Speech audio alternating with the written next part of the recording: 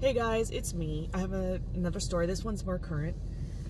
I mentioned this narc neighbor of mine in past videos. He's used to live where I used to live in Orange County, and he pulled some shitty stunts on me before, and so since then I had blocked him, except on the phone number for some reason. I think I just deleted his phone number, and then when he texted me from time to time since I moved out here, I was like, oh, it's that guy, okay. And I'm like, why is he being so nice, and why is he reaching out to me once in a while? I'm like, what's his point? Because here's an example of something he did. He said, like, he was really cool at one time, and then he wasn't cool. I don't know what happened, but he just changed. And I guess that's what narcs do. They hoover you in, suck you in, and then they change, right? So when he was different now, you know, because I'm a housekeeper, one time he used to have these Christmas parties every year that I was invited to. And then one year, like, he's like, hey, can you clean my house? I'm having family and cousins over for Christmas. And I'm thinking, yeah, that's fine. I mean, he's going to pay me. To me, it's just a job. So I did. I was cleaning his house, and then his friend came over who I knew. And before she was dropping something off for the party. And I thought, oh, okay, that's weird. And she goes, well, I'll see you tonight, right? For the holiday party? And I'm like, no, I wasn't invited.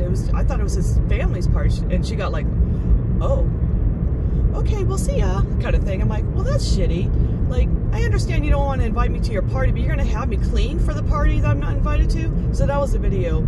Okay, so that's an example of some of the shit things he's done. So anyway, he's coming out here to Vegas because apparently his wife's birthday is this month, and he threw out a text saying, hey, we're going to be at the Four Queens on this weekend. There's going to be a cocktail party on Friday at 4. You know, you're welcome to come. And I'm thinking, yeah, sure, I'll mark my calendar. As the usual, I don't know what you call me, victim, target.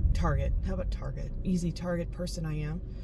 And then I thought about it, because this was 2 weeks ago when he had texted me. I thought about it. I'm like, why the hell do I want to go to this party? When I went to their wedding, it was like a casual wedding. You know, I think I'm going to take this street. And his sister was giving me serious dirty looks. I'm like, why the hell I don't even know your sister. Like, this is the first time I ever met her, and she's already shooting me dirty looks. I'm like, obviously you lie and say shit about me. Kind of reminds me of my sister, like, smear campaign my ass, and then I wonder why her friends are assholes to me. It's like, oh, that's why. So, anyway, sorry about the glare. But this route I'm taking is an example of an analogy of what I'm doing. I'll tell you that at the end. So anyway, I thought about it in my head over and over again, you know, and I'm like, wait a minute, smarten up. Don't go. Why the hell do I want to go? Like, I don't want to be at some party that I'm just going to get dirty looks or be irrelevant to. I'm like, what? Why am I even invited? Did you want me to clean the suite before the party? Is that why? Like, I'm just thinking in my head, like, I'm a dumbass if I go. So I'm not going. I'm like, no. I just ghosted him. Like, I'm good at that. And fuck you. Like, I'm not going to deal with these assholes who have done me no good. Like, you're not going to change. Narcs don't change. They act like they do to hoover you back. But I'm like, I know, I can predict what's going to happen. I'm going to show up there, and they're probably going to give me a little shit for having them blocked on my social media. So that's not going to go well. It's going to be uncomfortable. His friends are going to look at me like, oh, that's that one, you know, that kind of thing. And not that I'm going to be the star of the party, don't get me wrong, but I'm just saying that I'm not going to get anybody welcome me either. And I don't need that shit. I live out here now. I've got friends, and they actually like me, and I'm very relevant, not irrelevant, but relevant in their lives. Like, even people I work with at the grocery store, like, I only work on the weekends now, and sometimes I only get 4 hours, sometimes I get 8 hours. And when I'm there for 8 hours, they all get happy, and they give me a hug, and they say they miss my face. And it's like, it's a good feeling to know, like, people like me.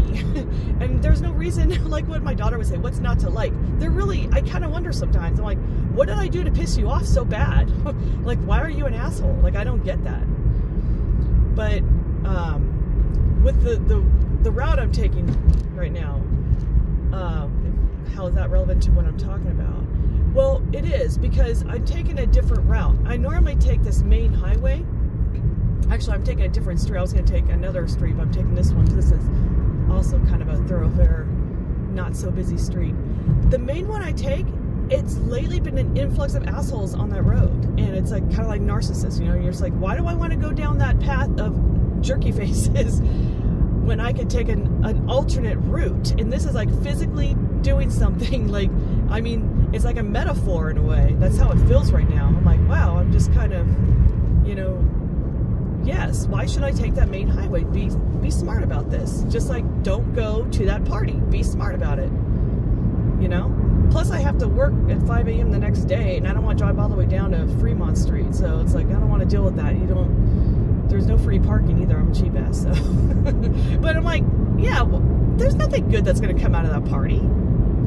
Or he's just going to sit there and brag about how great he is, which he was doing that toward the end, where I'm like, I'm not in competition with you.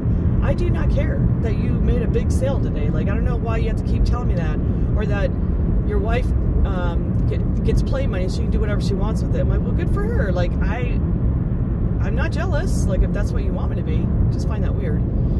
So there you guys go. There's that news story of something happening right now.